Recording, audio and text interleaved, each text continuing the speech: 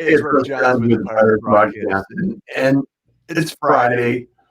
It's been a hectic week and just full of excitement and activities and wonderful things taking place. And Jerry Barnes is attempting to join us. There was a little bit of a technical snafu this morning that created a little bit of delay. And also, Jerry, if you're out there seeing this, if you're, it's one of those things that happens on occasion. After doing a few hundred shows, it's absolutely inevitable. And so I wanted to get the show started to allow the opportunity to get the streams going, and then hopefully Mel and the team can get hold of Jerry, and get him in here and talk about some of the combat stories and some of the stories he's been writing about. He's been talking to veterans and people that have served our military and talking about the brother and the camaraderie that takes place as a result of that process. And I just want to recognize some of the people that serve. And there's Jerry right there coming into the room. Jerry, how are you, my friend? Doing well, brother. Doing well. You're really low in your audio. Let me see if I can adjust my audio. Okay. Let's see. Testing 1, 2. Yeah. Okay. Yeah, your audio's low, Jerry. A little bit low. I can speak louder. Can you hear me loud and clear? I can hear you clear, brother. Huh. Not sure why you're so low. I can see you clear as a bell. I've checked my mic. Test your mic a little bit. Testing 1, 2. Testing 1, 2. Yeah, you're very, very low, Jerry. I want to see. Mute mic, unmute mic. Do you have a volume on your yes, on my computer? Itself? I got a volume on my computer. How is that? It's still the same.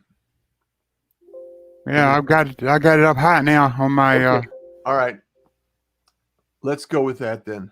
Okay, very good. Jerry, thank you so much for your flexibility and your ability to stick with us this morning on these technical challenges. No problem, bro. So how are you doing, my friend? Well, for an old man, I just turned 75 yesterday. Oh, you're still a youngster. But I'm happy to be a pirate, and I'm happy to meet you electronically. Yeah. And to chat today.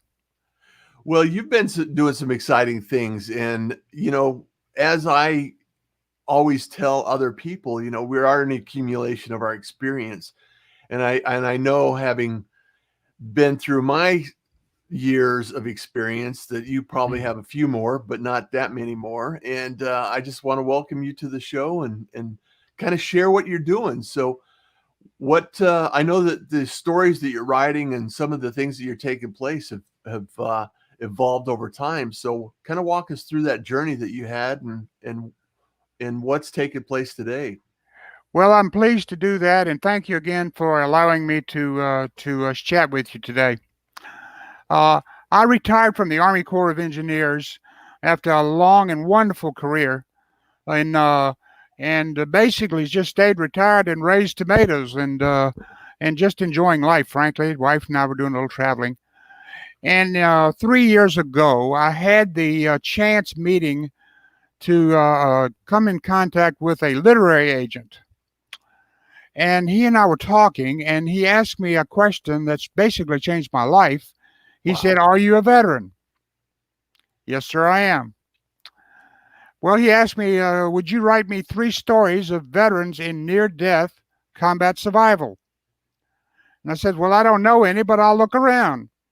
And it took a while because many veterans are not at least excited about reliving the combat that they were glad to be free of, most of them.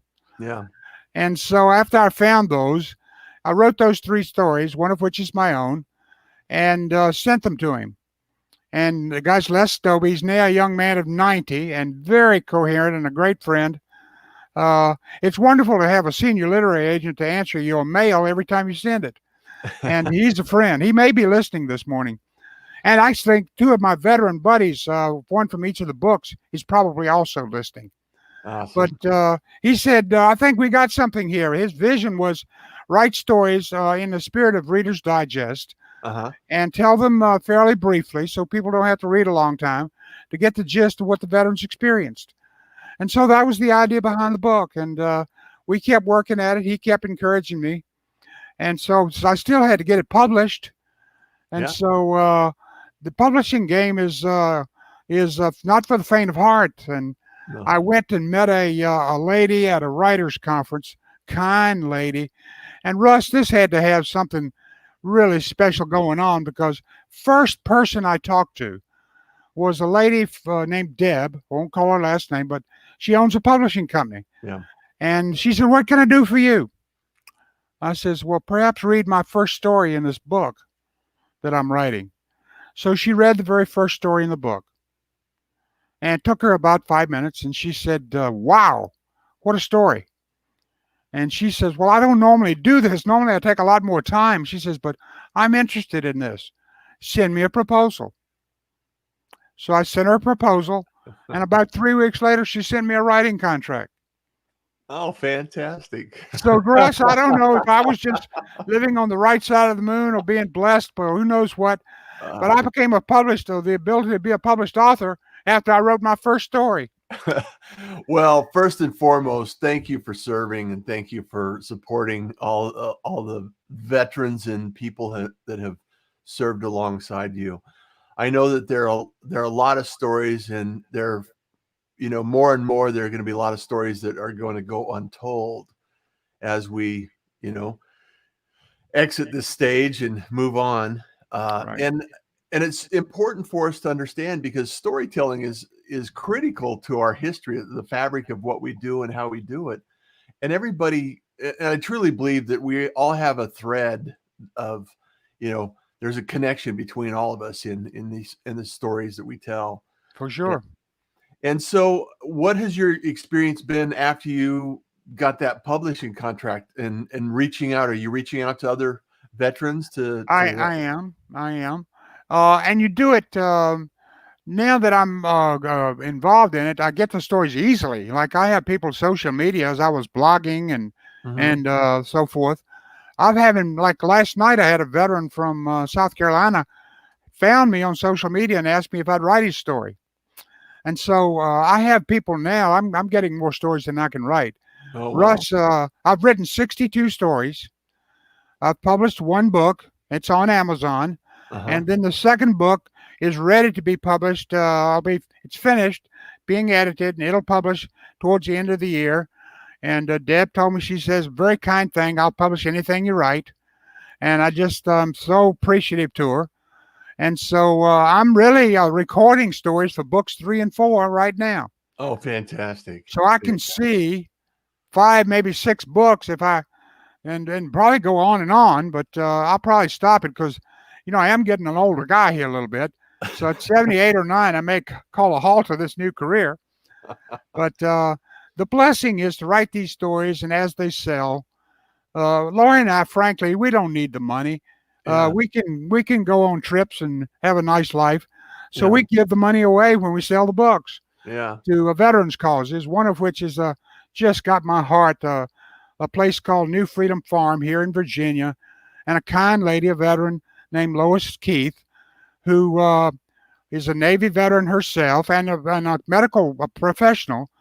She had a vision to start this farm using rescue animals, some of them down for the slaughterhouse, to help rescue veterans with PTSD.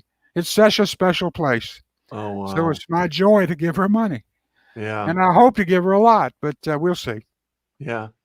Well, there has to be a certain amount of satisfaction and healing that goes along with telling your story and letting people know that it did happen, it did take place, and it did, people did have a challenge at some point in their life, you know, and telling stories and getting it out there is, for me, kind of therapy. You know, that's what the Pirate Broadcast is about, is, you know, interesting people doing interesting things. And it's really great to be able to share this story with the pirate community. And thank you for becoming a pirate as well. So, Well, Russ, as I write more stories, I mean, I have gone and spoken, and I just literally will read a story to people, and they just sit and want to hear that. In fact, yeah, people want to hear the raw copy when a story is transcribed before I even write it.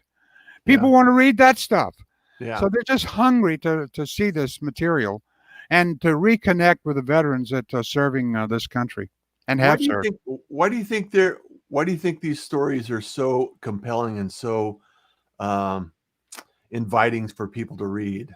What is it that people say, or responses? What kind of responses have you had? I get lots of wows. I get lots of, I had no idea that veterans had to deal with that kind of danger.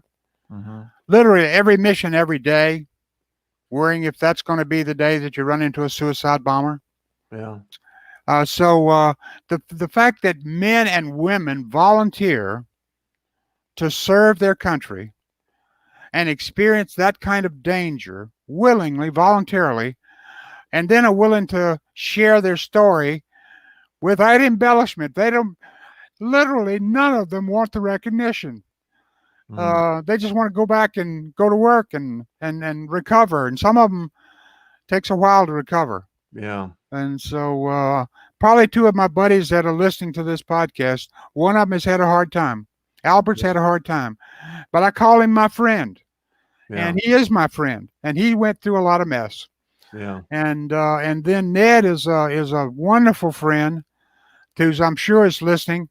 Ned served in the Navy as a nuclear weapons officer, and Mm. so with that and handling nuclear weapons comes damage from that, Mm. damage to his body physically. Yeah. So he's coping with that. But he's a dear friend, Mm. and so just knowing these veterans and sharing their story is a privilege. And Yeah. so what's happening is they talk to friends, and I've got folks now out looking for stories to me and for me. So it's Yeah. a joy. I really don't have to work hard to get the stories anymore. They come in to me, plenty of them. That's amazing.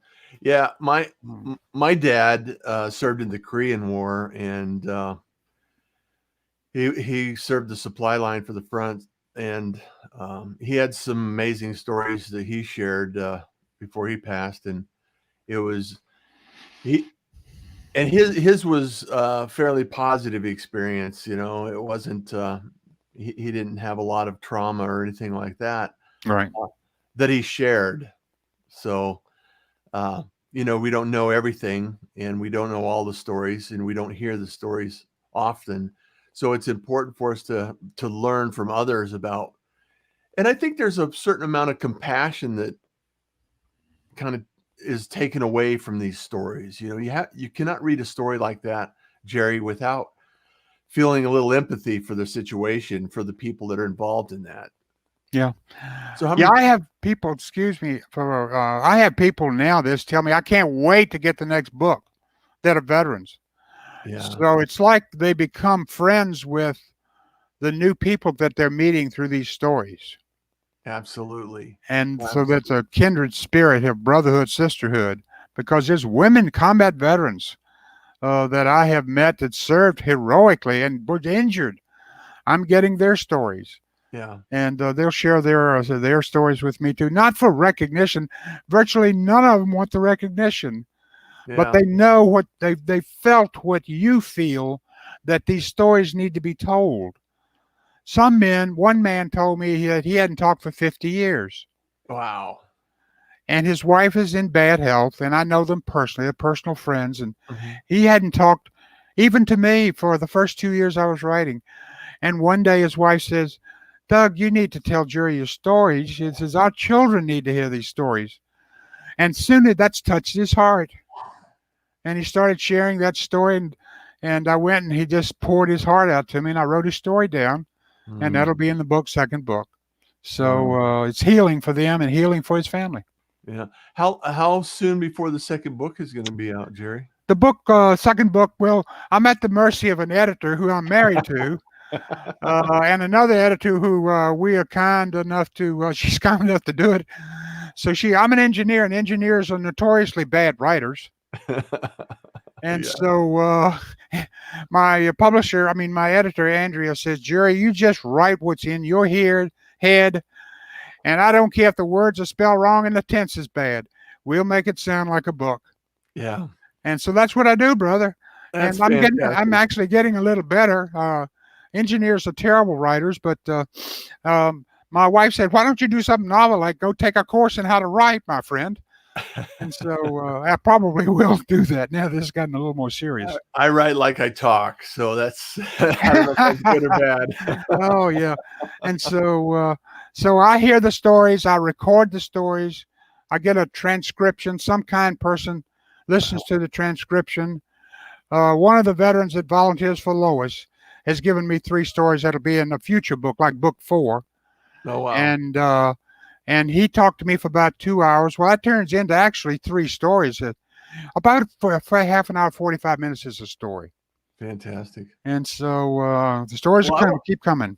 I want to, because of the snafu this morning, and we have an opportunity that I'd love to bring you back a couple of times, and maybe actually share a few stories and build some audience up around that, because I think it's important. I think it's important knowledge to share. And also, when you launch the next book, since you're a pirate, you should probably come back and share that it's out, and we can talk about it and in the process again. So, I will gladly do that. And I want to thank you again for inviting me to be on. And it's just an opportunity to spread the word, because I know the hunger's out there. I've been told that there's 20, 30 million people in this country that either are veterans, former veterans, or just love veterans. That's a large audience to connect with. Absolutely. Absolutely. And anything we can do to support our veterans, is absolutely a positive movement in the right direction, as far as I'm concerned. So I want to make sure that we have the support for the veterans. We understand that there's a lot of challenges that are coming back. And, unfortunately, not everybody makes it back, and not everybody survives being back. So I just want to recognize the fact that there's challenges out there, and mental health and, wellness and things like that. We need to pay attention to these things and support anyone that's out there that needs help. So you're so right, Jerry. I truly appreciate everything you're doing. So you can reach the book. So on Amazon, we can find the book. What's the name of the book? The first book is called When Heaven Visits, and I wrote it around the last 4 words of the Oath of Enlistment. I didn't make faith any kind of litmus test, but about a fourth of the veterans would mention faith occasionally when they're just spontaneously when they're telling the story. Yeah. And so the second book will be called Angels on the Battlefield, because truly these guys are angels. They just are angels. There's the combat medic story where a guy's saving children injured by combat. So those are just truly healing angels. Yeah. Well, I love the opportunity to have a conversation with you. And again, it's one of these gifts that keeps on giving, and it works magic with the community and the people that get an opportunity to share that information. And so I'll go to Amazon. I'll grab the link and find the stories and we'll share this out with the community, Jerry. Thank you, brother. And I will email you offline about how to connect in the future and the timing and that kind of stuff. We can talk offline. Fantastic. I appreciate it. Thank you for the time. Well, Jerry, as always, we here at the Pirate Broadcast, we know that kindness is cool and smiles are free. You bet. So you can enjoy your day. Hey, my friend, have a good one.